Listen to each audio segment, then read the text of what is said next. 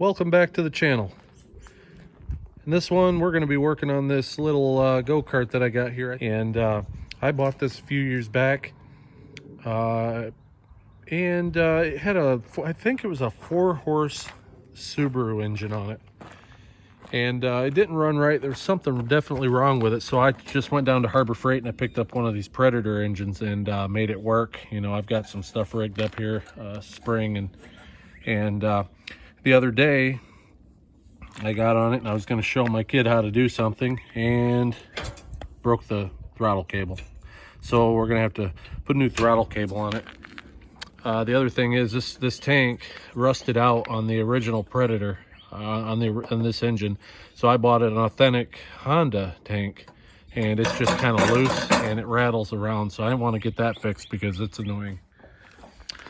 We'll probably throw some, I put this stuff on here, this pipe insulation, because after a while, if you're as big as I am, your leg will hit on this bar and it just bruises the heck out of you. So I'm going to throw some zip ties around it to hold it in place because it likes to move around and come off.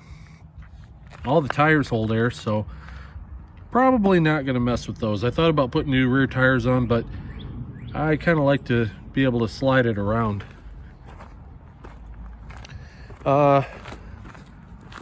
The clutch is sticking on it. So I think what I'm going to do is take it all apart and clean it up and put it back together and stick it on. Before I do anything, I'm going to power wash it. Do you guys know who made this go-kart? Because I see quite a few of these where they've got different numbers on them, and I have a feeling, it just seems to me like maybe they went to some sort of track, you know, a go-kart track where people could go and race them. I don't know. Just kind of weird that it has a number on it, and I've seen them with, you know, 3, 9, and you just see this type with all different numbers. So if anybody knows anything about this, I'd be interested to find out.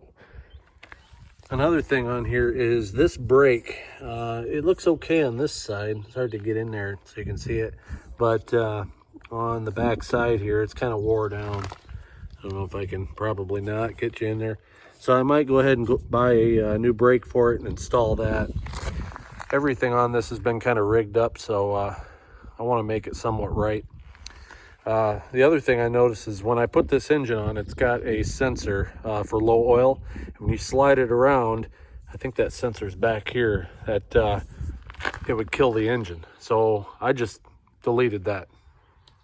So after we're all done, I want to take it down the road and let's see how fast it is. I got a feeling this thing only does about 20 or 25 miles an hour, but it feels like a whole lot faster.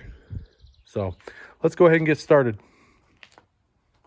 Well, I got the pressure washer hooked up and I wanted to stop for a second and talk about it because I bought this, gosh, 12 years ago, and I have used it and used it and used it.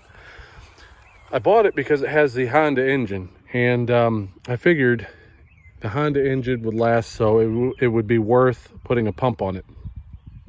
When I bought this, it was refurbished. I got it at Rural King, and it's a Simpson 3000 PSI. And I have went through 3 hoses. That's my 3rd one, and this thing has not missed a beat. I have never had to clean the carburetor. I have never had to change a pump. This thing just runs. I don't think you can ask for more out of a pressure washer than that. So we bought one at a previous place that I worked, and I'll bet it's still working today because we bought it, I think, about 4 or 5 years after I purchased mine. So good pressure washer.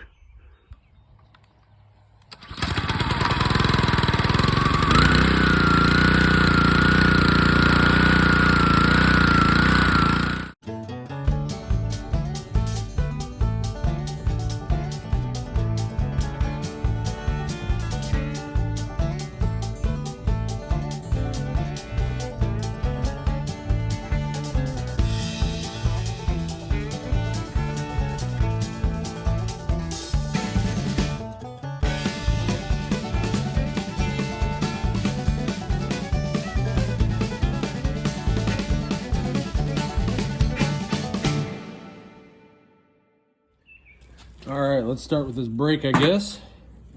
And you can see these pins are they're way too long for one, and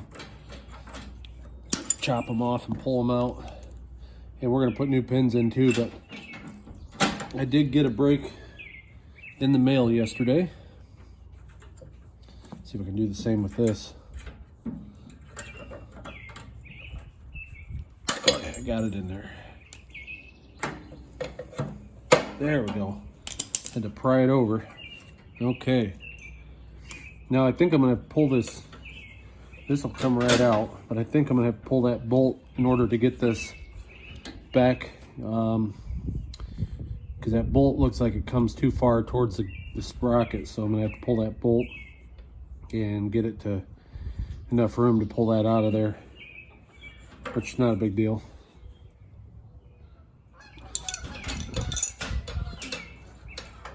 Oh, it's a piece of threaded rod, I see. I thought it was a regular old bolt.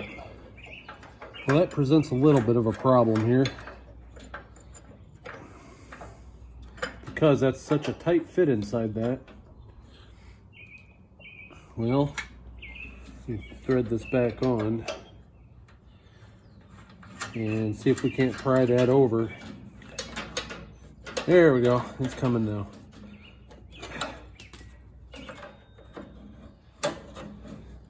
That's it.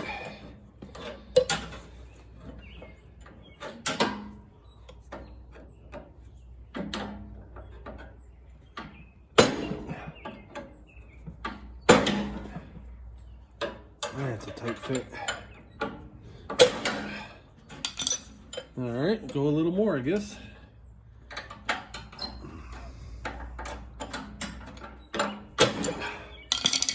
All right. Yeah, see that? Take a look at that here. That pad was just about gone right down here. Up here, not too bad, where it didn't rub a lot. Well, I got a new one here, so we'll cut it open and get it put back on. So here's a comparison. See how much meat's on that versus this one.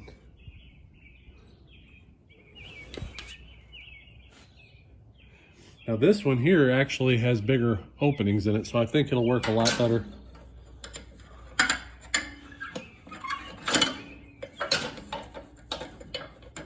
Oh yeah, it fits perfect over that.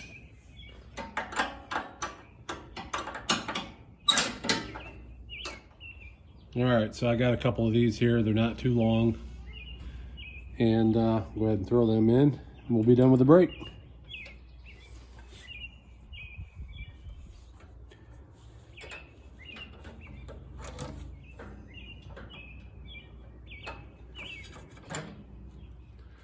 So I wanted to mention something about these brake bands. In the past, I've had it to where I couldn't find the correct one. They were, usually these are just a 4-inch, but sometimes on the older equipment, you'll see that they're going to be slightly longer. So what I've done is I've taken a torch, and you can heat up this metal band here, and you can peel this liner right out of there. Just with a propane torch. I wouldn't use anything hotter than that. And then I've epoxied another liner in it from a different, a brand new brake band like we just put on. So keep that in mind. If you have a band that's slightly different and you can't find that band anymore, you can always glue a new shoe into that metal.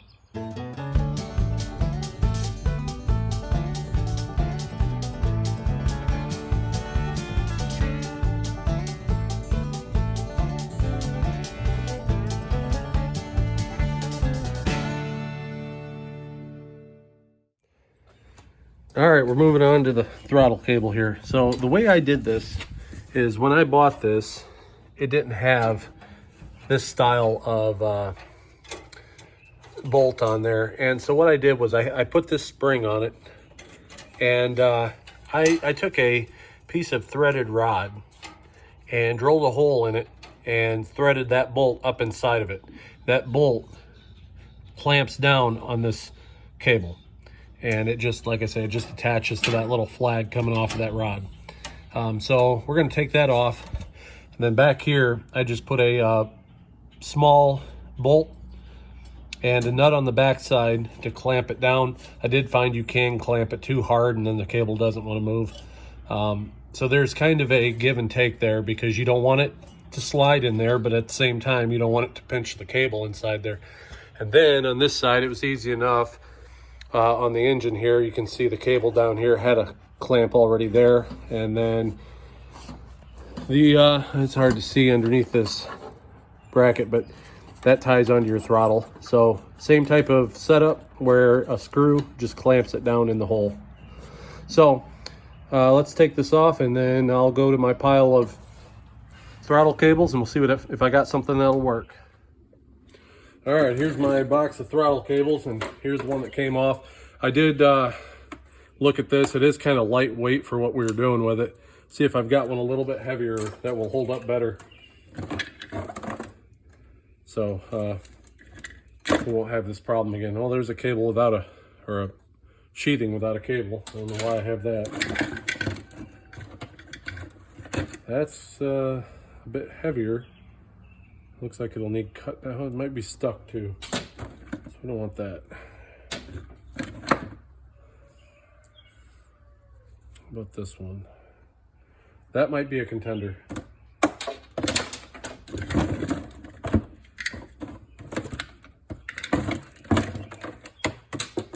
Yeah, because I've got a couple of those actually, same ones. That might be the one we go with.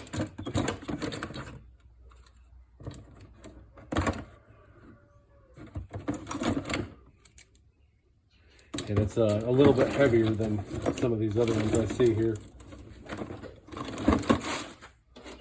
So let's go with this one here. I think that'll work fine. All right, so one thing I like about this one is I don't have to pinch the cable here anymore. It's got this bracket here that's made to mount over something like a round piece of stock. But what I'm thinking is I'll turn it around backwards where it's got the flat end on it. And we'll just bolt it right on there, just like that. So that's gonna work out a heck of a lot better than pinching the cable. Then I don't have to worry about that. Obviously, we'll have to cut this end off here and thread it through and tighten it down, but that's okay. And then this end will do the same thing. This end will get pinched, but that's not a huge deal. So, all right, I got the new cable on. I ended up going with a 1/4 because the hole was big enough on this and on the bracket, and got it all installed. I did put a couple zip ties around here to kind of hold that angle, because there's nothing to stop this from going forward too hard. And I got a feeling that's why that cable broke. So at some point I'll probably put a stop on it so the gas pedal can only go so far once I figure out how to get it optimized to run right. And then I did end up cutting the end off of this side and tying it in, so that's done. This gas tank is now tight.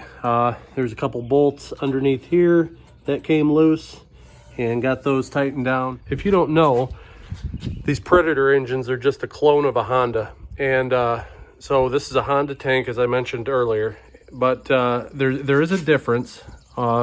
Predator has this extra vent tube. I just stuck a 6mm bolt inside of there and tucked it away. So I suppose we can go ahead and move on to the clutch and pull that off and see what's inside. I know it sticks a little bit sometimes, so I might even go ahead and pull the chain and soak it in oil. All right, so I got to get this bolt off of here, and that's an Allen head that I had. I think I'm gonna go ahead and change that out with a hex head. But if these don't want to come off of there, and you know, like right here, I don't have a good way to get an impact wrench on that. So one good way is just take a tool and beat it until it comes loose, because that all you're doing is shocking it. So I got it loose there. Go ahead and pull it out. All right, found the master link. Let's see if I can get it off of there. There we go.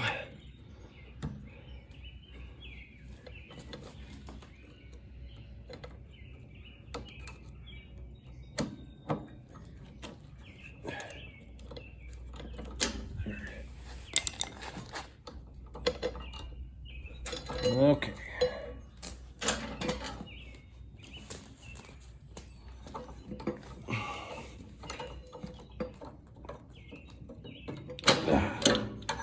Nice. Go ahead and clean that shaft up too a little bit. And looks like all we have here is a snap ring, and this should all come apart.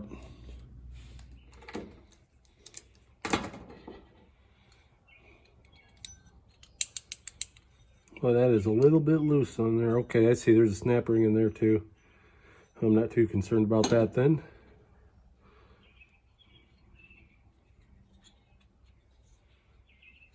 Okay, there's another one down there. All right, got it off finally.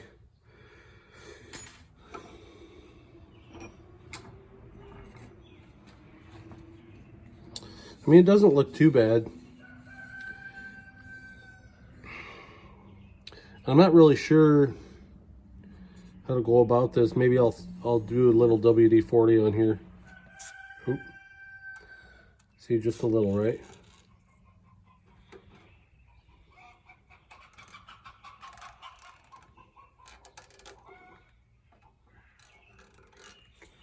It's too late now. It's already on there. All right, so I think what I'm going to do now is clean this surface with some brake cleaner. We'll just spray a little on this rag, and I'll wipe it off.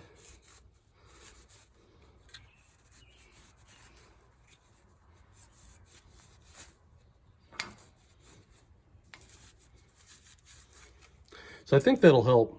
A little bit of WD-40 on those springs.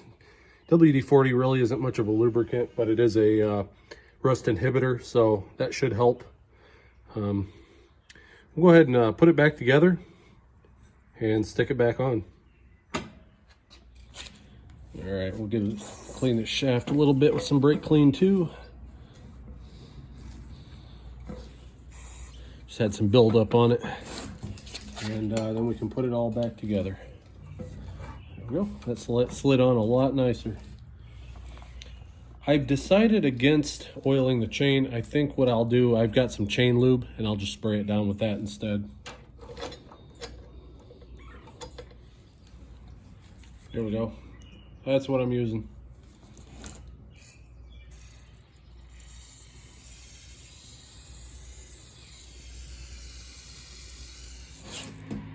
All right, that's gonna do it. I think we're done.